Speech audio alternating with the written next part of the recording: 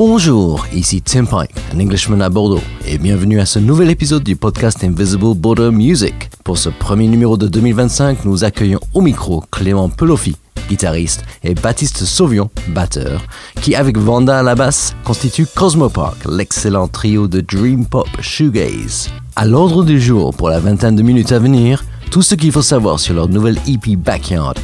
À quoi s'attendre lors de la release party du 23 janvier au Vivre de l'Art à Bordeaux, les coulisses du clip du morceau Olive Tree, comment un extrait de leur premier EP a engrangé 2 millions d'écoutes sur Spotify, quelques scoops sur le pédalier d'effet de Clément et le pad échantillonneur de Baptiste, ou encore les grands objectifs de Cosmopark pour les 12 mois à venir.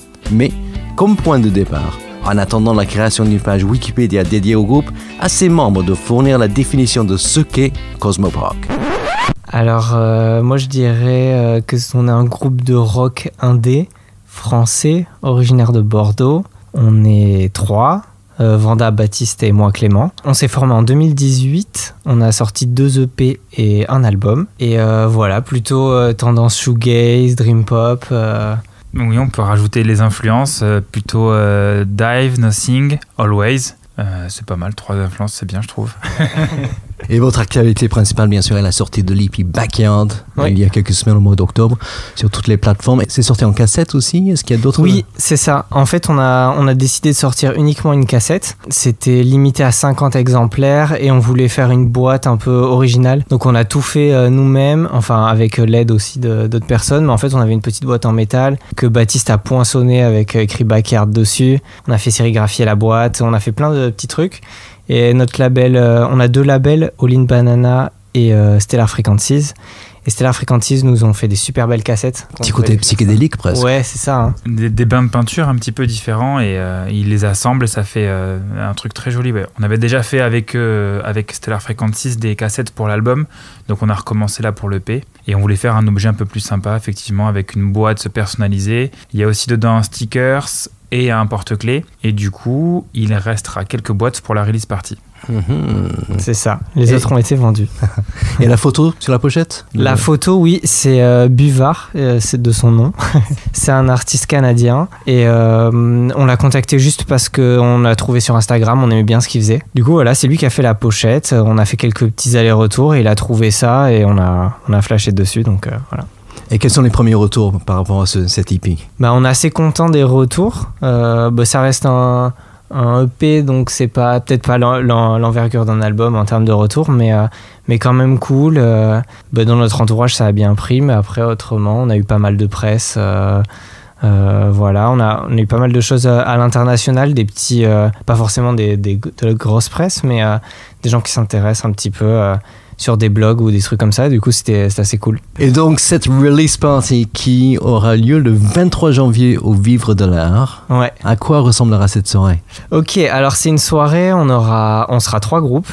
Il y aura le premier groupe, c'est Lal, elle sera toute seule. En fait, elle fait, on va dire, folk drone, un peu expérimental. Ensuite, il y aura Clarence, c'est un groupe de Bordeaux assez récent qui font aussi indie rock, dream pop, shoegaze, voilà, dans cette vibe-là, mais c'est assez moderne, c'est pas tellement 90, c'est plus actuel. Et ensuite, nous, on est en train justement en ce moment de travailler la scénographie, donc il y aura un peu des surprises. Le thème, c'est un peu la soirée de promo, voilà, américaine, un peu cliché, donc du coup, il y aura de la paillette et des ballons. Et on organise aussi la soirée du coup avec l'association Outrage qui nous aide pour toute l'organisation de la soirée. Et un mois de janvier assez chargé puisque juste derrière il y a une superbe date à Paris.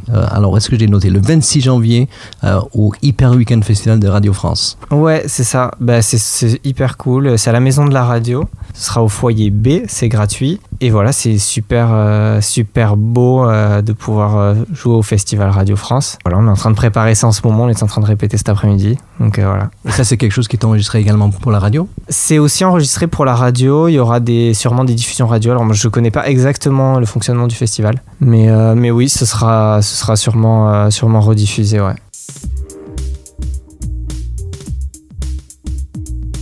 Comment auto-évaluez-vous l'évolution du groupe entre l'album And I Can't Breathe Enough et ce nouvel EP? L'évolution, je dirais qu'on a essayé depuis le début, à chaque fois qu'on sort quelque chose, de se séparer un peu des influences qui ont lancé le projet. Tout début, l'impulsion un peu, ça a été, j'ai découvert un groupe qui s'appelle Nothing, que j'écoutais depuis assez longtemps. Mais là, j'étais dans une phase où j'écoutais vraiment beaucoup. Et c'est vraiment le truc qui m'a lancé un peu dedans. Donc au début, c'était beaucoup cette scène américaine mi-hardcore, mi-shoegaze, enfin shoegaze avec des influences un peu hardcore. Et ensuite mixé avec toutes les influences qu'on avait déjà des années 90, My Bloody Valentine, Ride et les groupes comme ça. Et je pense qu'à chaque fois voilà, qu'on sort quelque chose, là pour cette EP, on voulait s'éloigner vraiment des années 90, essayer de faire quelque chose de plus actuel. Et aussi, je pense qu'en progressant un peu dans le fait de composer, on avait envie de plus aller à l'essentiel, faire peut-être des morceaux qui allaient plus à l'essentiel, un peu plus catchy, et travailler la prod. Je pense que c'était beaucoup le... Je sais pas si tu veux dire un mot là-dessus. Ouais. Ben, l'idée là aussi de l'EP, c'était de sortir d'un format, on va dire, un peu plus classique, on va dire trio rock, où il y avait basse, batterie, guitare produite de manière shoegaze, mais quand même assez classique, on va dire. Et là, d'aller amener un petit peu des influences. C'est pour ça qu'on a travaillé avec Pierre Loustono, Petit Fantôme, qui a produit l'album avec Johannes Buff aussi, qui enregistre au studio Shorebreaker. Et donc ça nous a poussé un peu des nouvelles portes. Avec, on a rajouté des boîtes à rythme, on a rajouté des synthés un peu plus bizarres qui modulent. Et on a poussé vraiment des curseurs peut-être qu'on n'aurait pas poussé tout seul. Et donc c'est un peu ça l'idée de ce nouvel EP, c'est d'amener cette petite fraîcheur pour s'écarter des influences, on va dire, classiques. En tout cas, une belle réussite. Dès le premier morceau, Starve, c'est une véritable claque. Super. Merci beaucoup. Et bien sûr, déjà un super clip disponible sur la deuxième piste de l'EP, Olive Tree, avec des jouets qui prennent vie en mode un petit peu stop motion, dont un cosmonaute qu'on a vu sur une pochette précédente, c'est ça? Exactement. Quelle est l'histoire derrière la réalisation de ce clip? En fait, moi, à côté de Cosmopark, je réalise pas mal de clips depuis 2 ans. Et c'est un truc qui m'intéresse et qui me passionne. Et c'est toujours assez difficile de le faire pour Cosmopark. Je sais pas s'il y a un truc, on est trop immergé dedans. Je pense que pour moi, c'est plus facile d'arriver, d'avoir une vision d'un projet et d'apporter ça. Là, Cosmopark, je vis dedans, donc c'est un peu difficile d'avoir cette vision extérieure. Mais on a fini par trouver des idées, comme à chaque fois. Et là, Olive Tree, ça parlait surtout de souvenirs enfouis, quoi, de souvenirs d'enfance, etc. Et on s'est dit qu'on allait pousser la métaphore au maximum, quoi, et vraiment enfouir nos souvenirs dans une petite boîte, dans la forêt. Mais il y a vraiment des choses qu'on avait quand on était petit. En stop motion, après, on avait fait ça pour notre tout premier clip, Mr. Big Yellow Sun. Et là, on s'était dit peut-être qu'on le referait pas parce qu'on a mis 3 mois à le faire, ce clip.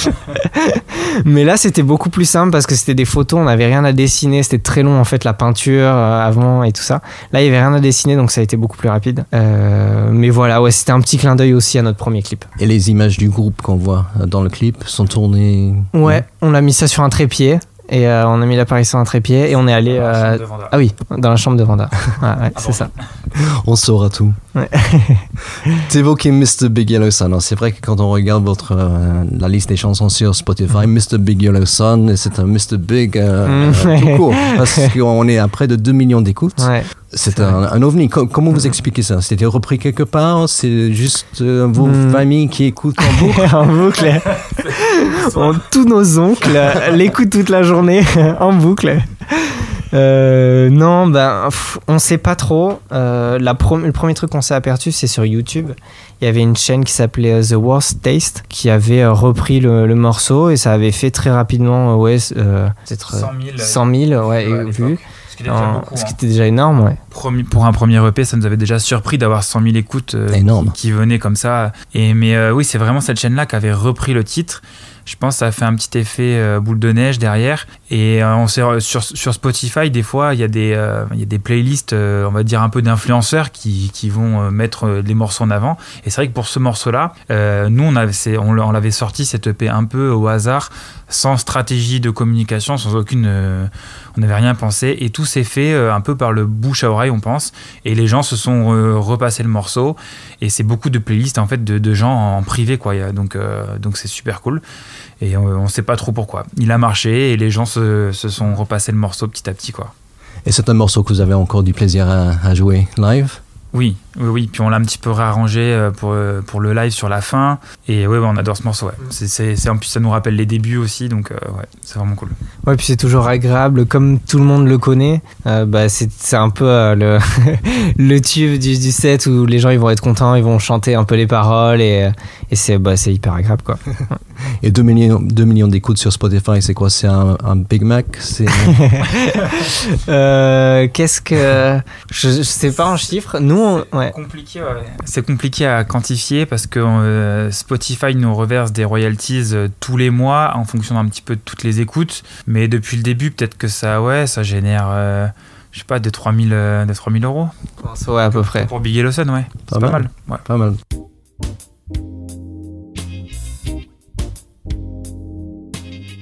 Vous évoquiez beaucoup vos influences, les parallèles avec Dive, avec Always. Vous n'avez pas évoqué Slow Dive, mais moi j'y pense. Et puis je pense également ce que je te disais, Clément, juste avant, en préparant l'interview, je pensais également à Teenage Fanclub, mais à leur début. Après, ils sont devenus très folk, mais au début, c'était un petit peu dans cet esprit-là. Ouais. Finalement, vous auriez dû être né 30 ans plus tôt. Il y a quelque chose qui se dégage un peu des années 90, de tous ces groupes... Nirvana et tout, le côté un peu on s'en fout, un peu nonchalant, tout ça. Et je pense que quand j'étais ado, j'aurais rêvé être dans les années 90. Mais je pense qu'on s'en sépare un peu comme dans notre musique où on essaie de se séparer de ça. Je pense que il y a un confort pour faire de la musique aujourd'hui qui est fou. Niveau effet, production et tout ça, tout ce qu'on fait en ce moment, ça aurait été impossible dans les années 90 avec les mêmes moyens, quoi. Donc je pense qu'il y a un truc, et il y a une effervescence musicale aujourd'hui avec Spotify et tout, on peut écouter de tout le temps en quantité comme on veut. Bon, ça c'est ses défauts et ses qualités, mais c'est quand même super cool, quoi. Alors Clément, j'ai vu dans une chronique de la revue Magic RPM, une petite chronique, une petite parenthèse, signée par un certain Dorian Pike. C'est mon fils, en fait, qui... Ok, d'accord, trop bien. Je dis ça au passage. Ok. Et donc, il a annoncé que ton pédalier d'effet était la taille d'un T2 parisien. Donc, est-ce que tu confirmes, et pour les geeks, parce qu'il y en a toujours qui vont regarder un petit peu le pédalier avant un concert, est-ce qu'il y a 2-3 effets qui te sont vraiment particulièrement précieux? Quel est le secret de ton mur du son? Je dirais que si on parle vraiment de mur du son, j'ai une Big Muff OP Amp, les Ratio, et c'est un peu la base du mur du son. Je l'utilise avec une Walrus Audio Sleu, je sais pas comment ça se dit, peut-être Sleu. C'est SL et O tréma. Et donc ça, c'est une reverb avec beaucoup de modulation et tout. Et je pense que les deux, déjà, c'est un gros mur du son. Voilà, c'est ce que je me sers tout le temps. Et ensuite, la pédale dont je me sers le plus, de plus en plus, c'est Impress Zoya. C'est une espèce de pédale qui fonctionne un peu comme des modulaires, en fait, des modules de modulaires. Donc du coup, c'est un peu comme un multi-effet, mais on va un peu patcher les trucs... à la main et en fait fabriquer ces effets. Donc c'est un multi-effet, on fabrique ces effets dedans et du coup ça laisse une liberté de fou et jusqu'à présent je l'utilisais un peu mais de plus en plus et notamment c'est ce qu'on entend sur le début d'Olive Tree. Le début d'Olive Tree, oui, c'est un son vraiment à part. Ouais. Ben là c'est une émulation un peu de cassette qui est un peu stéréotypée de vieilles cassettes et du coup voilà on peut créer vraiment des effets particuliers et là cet après-midi on travaillait sur un morceau pour arranger un morceau en live et en fait on a pu sampler des bouts de guitare et ensuite les pitcher et les faire revenir un peu de manière granulaire et tout ça et là on est en train de travailler des nouveaux sons avec ça et c'est vraiment un outil bon c'est vraiment pour les geeks parce que c'est compliqué à utiliser mais une fois qu'on comprend et tout c'est vraiment un outil hyper puissant. Baptiste, donc toi t'es à la batterie. Oui. Donc des flûtes, des cymbales à l'ancienne, mais bon il se passe pas mal de choses aussi à peu près de ton côté gauche je pense. Oui, donc est-ce que tu peux me lever un peu le voile sur ce qui se passe en coulisses? En fait ça c'est un SPD6, c'est un pad que beaucoup de batteurs ont sur scène maintenant depuis très longtemps et ça permet en fait de rajouter plein de sons, soit des sons de caisse claire, des stacks qu'on rajoute facilement ou alors des séquences parce que dans Cosmo Park on n'est que 3 sur scène mais on enregistre quand même beaucoup de couches de guitare, de synthé et en live des fois on a besoin de choses en plus et très souvent ce qu'on rajoute c'est des synthés et du coup ce pad me permet de lancer des séquences, Là, de plus en plus, on a des morceaux où il y a des séquences presque tout le temps, donc je lance des séquences du début à la fin du morceau, alors qu'avant, c'était plutôt certains passages que je déclenchais vraiment pour un refrain ou pour une partie précise. Et voilà, ça sert à ça, c'est très pratique parce que dans un tout petit appareil, on met ce qu'on veut, on empile des choses à l'infini, donc c'est assez pratique, ouais. Tu joues ça avec un clic dans les oreilles, comment ça se fait? Voilà, on est obligé pour certains morceaux, c'est obligatoire d'avoir le clic parce que les séquences se déclenchent et il faut pas être plus vite que la séquence et donc c'est obligatoire. Ouais. Donc un petit peu sur un fil encore ou t'es complètement serein maintenant sur scène? Ouais, maintenant ça va, j'y pense plus. Des fois il y a le clic qui tourne, je l'écoute même pas et c'est une habitude en fait. C'est vrai que depuis le temps qu'on joue maintenant, j'y pense depuis 2018 depuis le début on l'a intégré. Et en fait, on arrive à l'oublier, quoi. Mais c'est vrai qu'au départ, le SPD, c'est un truc... moi, j'aime bien pas trop d'électronique. Donc, le côté brut de la batterie, de l'instrument qui est acoustique. Et donc, d'avoir ça au début, ça me faisait un peu peur. Mais au final, on s'y habitue très vite et on lance des séquences. C'est assez facile à gérer, finalement. Et Vanda qui a rejoint l'aventure en route, mais ça fait déjà un petit moment. Ouais, ça fait 3 ans. Et en son absence, comment définir son jeu? Je vais même vous devancer un petit peu là-dessus, mais c'est très carré. Il n'y a pas de gras. Moi, je trouve que c'est super. Alors, je pense pour un guitariste, ça doit être un confort monstre. Et puis pour toi aussi. Mais, c'est vrai que la basse dans Cosmo Park, en tout cas là sur les derniers morceaux, oui, c'est beaucoup du grave qui suit. Il n'y a pas de plan un peu particulier. Les mélodies sont assez logiques. Et après, c'est pareil, il a une espèce de distorsion. Peut-être que Clément, tu pourras mieux en parler que moi, qui permet de gonfler le son vu qu'on n'est que 3. Et que, comme on a dit sur les enregistrements, il y a beaucoup de couches de guitare. Le fait que Vanda puisse activer ces distorsions, il y a 2 niveaux, je crois qu'il a différents. Ça permet de grossir ce mur du son, quoi, en live. Ouais, c'est vrai qu'on se demande tout le temps, voilà, sur les enregistrements, il y a beaucoup de guitares, comme l'a dit Baptiste et tout ça. On se demande toujours comment grossir en live le truc. Donc il y a toujours la solution de mettre des synthés sur le pad et tout, mais on se dit bon, sans ça, comment on peut faire ça de manière organique? Et c'est vrai qu'on a travaillé avec Vanda pour essayer d'avoir tous les deux un son qui se complète et comment Vanda pouvait amener la deuxième guitare avec sa basse. Et du coup, il a un super son et ça marche bien. Nous, on est contents en tout cas.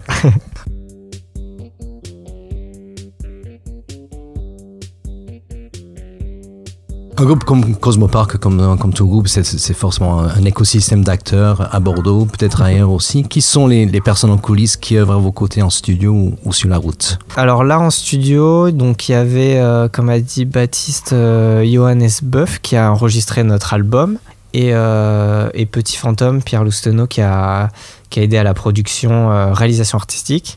Donc ça, c'est pour la partie album. Ensuite, on a un tourneur qui s'appelle À Gauche de la Lune. Donc il y a 2 personnes surtout qui nous aident là-bas, c'est Amine Rafed et Jules Rouff. Et donc ils sont de Lille, enfin ils sont sur Lille. Et voilà, ils nous aident maintenant depuis 1 an et demi. Et après il y a pour tout ce qui est la presse qui nous ont aidés.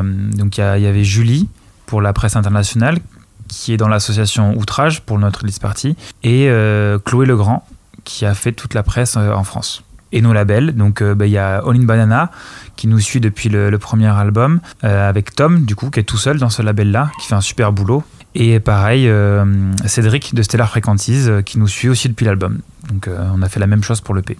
On salue tout cet écosystème d'acteurs. Et puis on peut parler ici aussi on est accompagné à la pépinière du Krakatoa depuis 3 ans maintenant et on va dire on est beaucoup aidé par Fred Vaucanson qui s'occupe de tous les groupes de Bordeaux depuis un petit moment maintenant et après il y a plein de monde dedans qui œuvre pour aider les groupes. Ouais. Alors, petit secret de fabrication, là on est mi-décembre, mais je pense que ça va sortir, cet enregistrement va sortir début janvier, donc bonne année. Merci, bonne année. Donc on entame cette nouvelle année 2025 avec ces belles échéances au mois de janvier déjà, mais quelles sont les autres échéances et les autres objectifs à venir en 2025? Et si on se retrouve début 2026, qu'est-ce que vous espérez pouvoir m'annoncer? Début 2026, on espère annoncer qu'on a fini d'enregistrer un nouvel album. Ce serait cool. Là, en ce moment, on travaille sur des nouveaux morceaux. On en est encore au début, mais on aimerait bien enregistrer avant la fin 2025. Donc, si ça peut être fini, si depuis 2026, on peut avoir des dates de sortie, tout ça, ce serait l'idéal, en tout cas. Les chansons sont déjà... On a 6, je dis tout le temps qu'on en a 6, du coup, on en a peut-être plus depuis, mais on a à peu près 6 ébauches de morceaux. Et on travaille sur des nouveaux sons. En ce moment, je travaille beaucoup sur du son, en fait. Donc, je travaille sur mes pédales d'effet. Je fais des démos qui servent à rien, mais juste où je travaille des sons de prod. Le thé de Parisien. Voilà, c'est ça. Donc, comment on va... En fait, vraiment, le challenge, en tout cas pour moi, comme je vois le nouvel album, le futur album, c'est comment on renouvelle notre son, quoi. Donc, j'essaie de partir de là et de trouver des sons qui m'inspirent. Les compos se greffent dessus. En cherchant des sons, je me dis, ah, ce son, il est cool, et je joue, et ah, mais tiens, ça fait un morceau cool, et je le vois dans ce sens-là pour l'instant, en tout cas. On va terminer avec 3 petites questions que je pose à tous mes invités. Donc, qu'est-ce que vous écoutez en ce moment, en boucle ou autre? Qu'est-ce qu'on écoute en ce moment? Moi, j'ai écouté le dernier album des Cure, que j'attendais depuis très longtemps, qui est génial. Et puis, moi, je réécoute aussi, un peu pas dans le même style, mais Radiohead, le In Rainbows, qui est un de mes albums préférés de Radiohead. Avec Weird Fishes. Oui, c'est ça. J'adore. Et moi, du coup, j'ai découvert une artiste qui s'appelle Rashika Nayar. Il y a beaucoup d'influences électroniques ambiants. Et beaucoup de travail sur les guitares, justement, avec des samples, des trucs bizarres, des guitares qui sont samplées, trafiquées dans tous les sens, etc. Donc ça, en ce moment, ça me passionne. Et sinon, j'écoute l'album d'Opinion, qui s'appelle Troisième Opinion, qui est un artiste de Bordeaux. Et voilà, il faut encore que je l'écoute. Je l'ai pas assez écouté, mais il y a quelques chansons en français qui sont vraiment bien. On n'a pas forcément l'habitude d'entendre du français sur ce type de musique là, et ça aurait pu ne pas marcher, et je trouve que ça marche vraiment bien. Un album incontournable auquel vous revenez toujours? Il y a l'album, moi je pense à l'album de Nothing qui s'appelle Tired of Tomorrow, que je trouve génial. Je sais pas, t'en as un? Ça dépend. Si on parle shoegaze, moi j'aime beaucoup le Deceiver de Dive, que je trouve un des meilleurs de Dive, peut-être le meilleur. Et celui-là, oui, je l'écoute souvent. Et alors, c'est dommage que Vanda soit par là, parce que honnêtement, à chaque fois que je suis dans une salle de concert, Vanda est là aussi. Mais Baptiste et Clément, est-ce qu'il y a un concert mémorable, le concert le plus mémorable auquel vous ayez assisté à Bordeaux? Moi, je me souviens d'un concert de Mogwai. C'est un de mes groupes préférés, j'ai le pull actuellement. Et c'était génial. C'est génial à chaque fois que je les vois, mais c'était la première fois que je les voyais à Bordeaux. Et c'était vraiment fou. C'était quelle salle? C'était au Krakatoa. Au Krakatoa, ouais. J'hésite entre deux concerts. Mais t'as le droit. Je vais en dire qu'un. Je vais dire les Cure à l'Arkea Arena quand ils sont passés à Bordeaux. Il n'y a pas si longtemps. Je les avais déjà vus pareil ailleurs, mais c'était un super concert. Presque 3 heures de concert. Ouais. Et le deuxième avait. Et le deuxième, c'est Dive quand ils sont venus au Rocher Palmer. C'était vraiment super, quoi. Honnêtement, ouais. Du coup, je voudrais rajouter 2 concerts, Cure à l'Arena et Dive quand ils sont passés au Rocher Palmer, c'était ouf. Les 2 concerts étaient mémorables, vraiment. Et Clément, on ne peut pas terminer cet entretien sans saluer le chien qu'on entend. Oui, donc, qui a aboyé pendant 45 minutes, 30 minutes, je sais pas. Ce sera un petit fond sonore, ouais. Mais donc, comment s'appelle le chien? Le chien s'appelle Elliot. Voilà, on l'a depuis 3 semaines. C'est un mélange de chihuahua, de ratier et de pincher, et il aime pas trop les inconnus. Voilà. Il faudra lui faire écouter le podcast quand même. Ouais, on lui remettra pour l'entraîner, on lui donnera des croquettes en même temps. Merci Cosmopoc. Merci à toi. Merci beaucoup. Avec plaisir. Mille merci à Clément et à Baptiste, ainsi que par procuration à Vanda pour cet entretien, avec une mention spéciale supplémentaire à Clément qui nous a accueillis chez lui pour cet exercice bien sympathique. N'hésitez pas à plonger à votre tour dans l'univers de Cosmopoc sur les plateformes de streaming, sur leur page Bandcamp ou via leurs fils réseaux sociaux. Pour débuter, je conseille vivement les morceaux Starve et Olive Tree du dernier EP Backyard, l'incontournable Mr. Big Yellow Sun du premier EP Sunflower, ou encore les titres Concrete Plans et Haunted House de l'album And I Can't Breathe Enough, aux côtés d'autres titres comme le très atmosphérique Far, que j'affectionne particulièrement. Sur YouTube, ne manquez surtout pas leur Cloud Session, enregistrement d'un mini-set live de haut vol, en attendant la sortie d'une nouvelle session live dans un futur proche. Et n'oubliez pas que la release party de l'EP Backyard se tiendra le jeudi 23 janvier au Vivre de l'Art à Bordeaux et que le dimanche 26 janvier, Cosmopark sera sur scène à la Maison de la Radio à Paris. Quant au podcast Invisible Border Music, n'oubliez pas de vous abonner via la plateforme audio de votre choix afin de ne pas rater les prochains épisodes ou de revenir sur les précédents. Bien sûr, Invisible Bordeaux, c'est aussi un blog qui recense en anglais et en français les lieux insolites, les personnages méconnus ou les histoires souvent oubliées de Bordeaux et de la Gironde, avec des centaines de dossiers à parcourir en ligne en cherchant Invisible Bordeaux ou le Bordeaux invisible. Bonne découverte et bye for now!